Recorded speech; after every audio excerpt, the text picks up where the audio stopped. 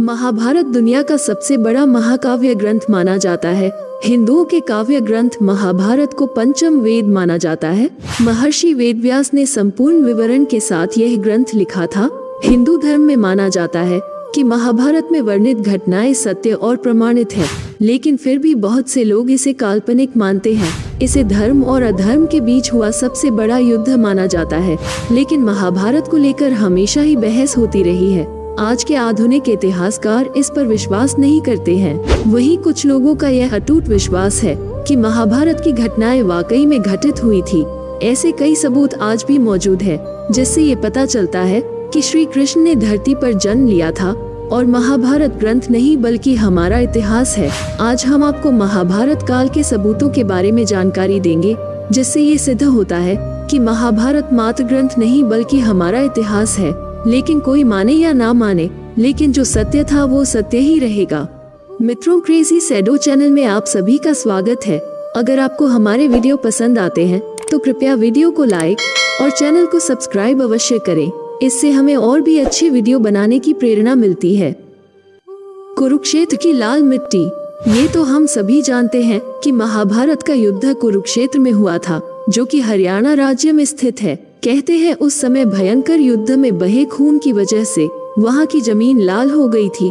पुरातात्विक विशेषज्ञों ने भी माना है कि महाभारत की घटना सच थी। उस जगह पर तीरों और भालों को जमीन में गड़ा पाया गया है, जिनकी जांच में ये पता चला है कि ये लगभग महाभारत काल के समय के बने हुए हैं। अर्जुन का चक्रव्यूह। आप महाभारत में अर्जुन के चक्रव्यूह के बारे में जानते होंगे, लेकिन आपको पता है इस चक्रव्यूह का जीता जागता सबूत आज भी मौजूद है। हिमाचल प्रदेश के हमीरपुर जिले के 16 सिन्हवी धार के नीचे बसा राजनोड़ गांव एक ऐतिहासिक स्थल के रूप में मशहूर है। यहाँ पर पांडव अज्ञातवास के दौरान रुके थे। इसी समय अर्जुन ने यहाँ पर चक्रव्यूह का ज्ञान प्राप्त करके उसे पत्थर पर बनाया था, जो आज भी यहाँ मौजूद है। इस चक्रव्यूह को ध्यान से देखने पर पता चलता है कि अंदर जाने का रास्ता तो साफ दिखाई देता है, लेकिन बाहर आने का रास्ता पता नहीं चलता। इस जगह को पीपलू किले के नाम से भी जाना जाता है। ब्रह्मास्त्र और न्यूक्लियर हथियार। महाभारत में आपने ब्रह्मास्त्र नाम के भयंकर अस्त्र के बारे में सुना होगा। यह अस्त्र ब्रह्मा द्वारा धर्म और सत्य को बनाए रखने के लिए बनाया गया था, जो कि विनाशकारी परमाणु हथियार था, जिसको केवल दूसरा ब्रह्मास्त्र ही रोक सकता था। जो इसे चलाता है वही इसे वापस लाने की क्षमता भी रखता है। रामायण में भी लक्ष्मण ने मेघनाद पर ब्रह्मास्त्र से प्रहार करने का सोचा, तो भगवान श्री राम ने ये कहकर रोक दिया कि अभी इसका प्रयोग करना सही नहीं है, क्योंकि इससे सारी लंका नष्ट हो जाएगी और कई बेकसूरों की जान चली जाएगी। ब्रह्मास्त्र बेहद खास होता था, जिस कारण महाभारत और रामायण काल में ये सिर्फ गिने चुने योद्धाओं के पास ही होता था। रामायण में यह अस्त्र लक्ष्मण और महाभारत में ये द्रोणाचार्य, अश्वत्थामा, श्री कृष्ण, युधिष्ठिर, कर्ण और अर्जुन के पास था। यह अस्त्र पूरी दुनिया को नष्ट करने की ताकत रखता है। अमेरिका ने जे रॉबर्ट ओपेनहाइमर को परमाणु बम बनाने को दिया, फिर इसका परीक्षण किया गया। धमाके का परिणाम बिल्कुल ब्रह्मास्त्र की तरह था। इसके बाद वैज्ञानिकों ने भी माना इस तरह का शस्त्र महाभारत में इस्तेमाल किया गया था। श्री कृष्ण की द्वारका नगरी। भगवान श्री कृष्ण को द्वारका का राजा कहा जाता है और महाभारत में इस बात की जानकारी मिलती है यह नगरी जल में डूब गई थी, यानी कि पूरा नगर ही पानी में समा गया था। आपको जानकर आश्चर्य होगा कि पुरातत्व विभाग को गुजरात के पास समुद्र के नीचे एक पुराना शहर मिला है और इसके सबूतों से यह पता चलता है कि यही द्वारका नगरी है, जिसका वर्णन महाभारत में किया गया है। केदारनाथ का पशुपतिनाथ मंदिर। पौराणिक कथा के अनुसार जब महाभारत के युद्ध में पांडवों द्वारा अपने रिश्तेदारों का खून बहाया गया, तो भगवान शिव उनसे अत्यंत क्रोधित हो गए थे। फिर श्री कृष्ण के कहने पर सभी पांडव माफी मांगने के लिए निकल पड़े। गुप्तकाशी में पांडवों को देखकर भगवान शिव वहां से अदृश्य होकर अन्य स्थान पर चले गए। इस स्थान को केदारनाथ के नाम से जाना जाता है।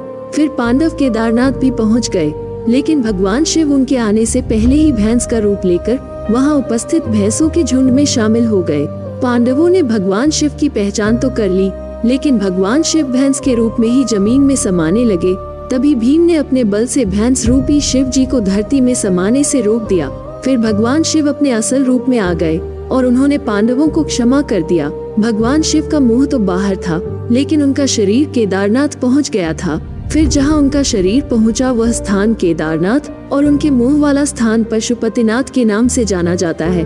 ये दोनों मंदिर आज भी मौजूद है। इसका मतलब महाभारत का युद्ध भी हुआ था। लाक्षागृह। महाभारत काल में लाक्षागृह की भूमिका भी महत्वपूर्ण मानी जाती है। कौरवों ने पांडवों को जलाने की साजिश के लिए लाक्षागृह का निर्माण करवाया था, लेकिन पांडव सुरंग से निकलकर बाहर आ गए थे। कहा जाता है आज भी यह सुरंग उत्तर प्रदेश के बरनावा नामक स्थान पर मौजूद है। महारथी कर्ण का अंग राज्य। कुंती के सबसे बड़े पुत्र दानवीर कर्ण अंग देश के राजा थे, जो उन्हें दुर्योधन ने उपहार में भेंट किया था। आज अंग देश को उत्तर प्रदेश के गोंडा जिले के नाम से जाना जाता है।